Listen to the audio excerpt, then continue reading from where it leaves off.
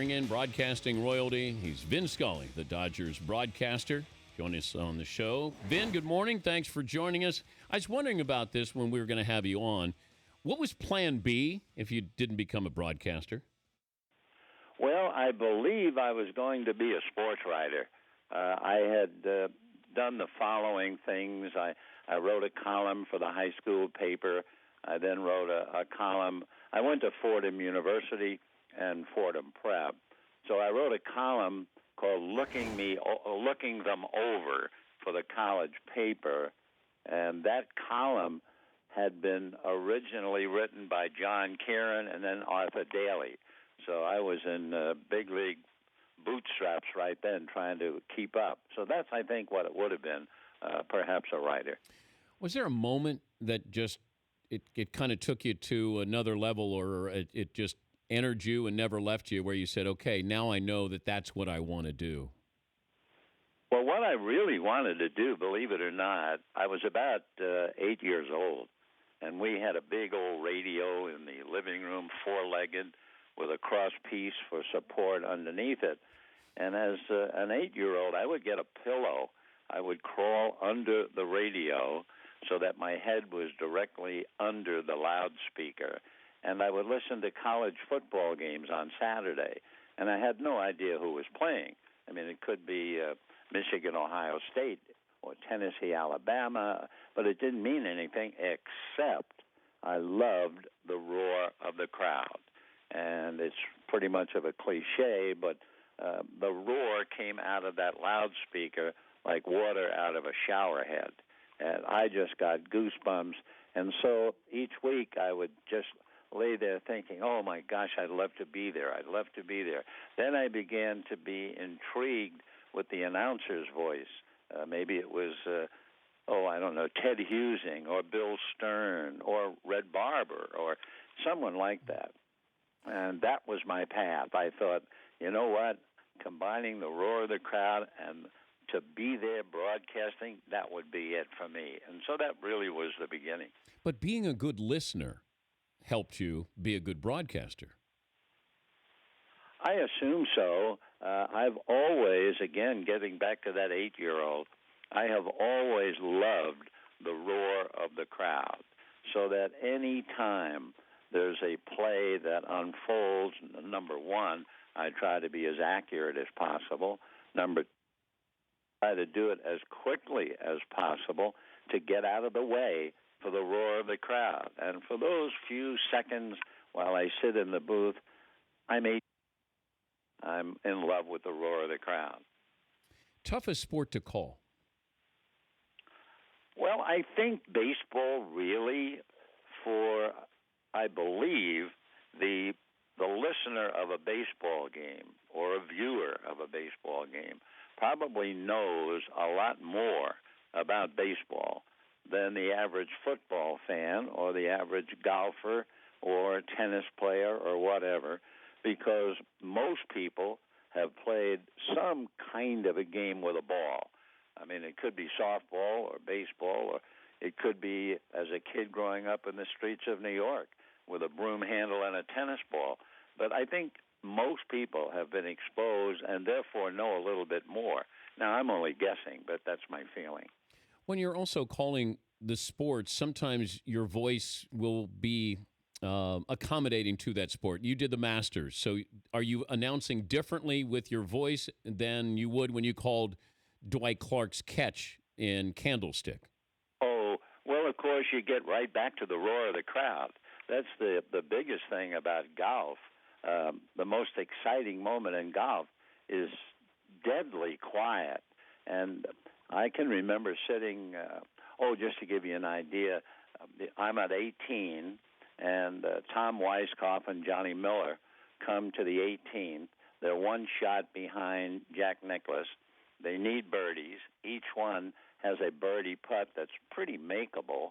And the crowd, you could actually hear a bird in the tree. I mean, it was deadly silent. So what I did was I said very simply, they each need a birdie. A par, they will lose to Nicklaus, and I've said enough. And I moved the microphone behind my head so I wouldn't say anything else and shatter the moment, because in those instances, it's the silence that is so exciting. Talking to Vin Scully, the Dodger announcer, as he will wrap up 80 years. Is that what it's going to be, Vin? Well, no, not exactly. I'm wrapping up 67 years of doing play-by-play for the Brooklyn Dodgers and the L.A. Dodgers. The 80, if you don't mind me telling you, is kind of an interesting story. Do we have time for this? Sure. Oh, okay. Yeah. I was about 8.5 years old, not quite 9, and I was coming home from grammar school, walking the 20 blocks or whatever from my school, and it was October the 2nd, 1936, and I walked by a Chinese laundry, and in the window was the line score of the World Series game played that day, and I stopped and looked, and the Yankees beat the Giants, so help me, 18-4. Doesn't sound like a World Series game. No. And as a small child, when I looked at it, my first thought was, oh, those poor Giants. So since the Polo Grounds was only 20 blocks from my school, and the fact that we got out at 2:30 and the games began at 3:15, plus the fact I was a member of the Police Athletic League and the Catholic Youth Organization, I could go to games free Monday through Friday. So I became a rabid Giants fan. My last game will be October the 2nd, 2016, with the Giants, exactly 80 years to the day when I first saw that World Series game and fell in love with baseball. That's awesome. Do you have a plan? Can you plan your final broadcast? I don't want to. I've never planned. I really don't want to make a big deal out of it because it's already been made a big deal out of it. I'm appreciative, but I'm also embarrassed. I've never wanted to get out in front of the game. And for a long time, I was able to keep that game center stage, and I was the voice off in the wings. Now that it's my last year, considering all the years that I did, it's become a kind of a big deal.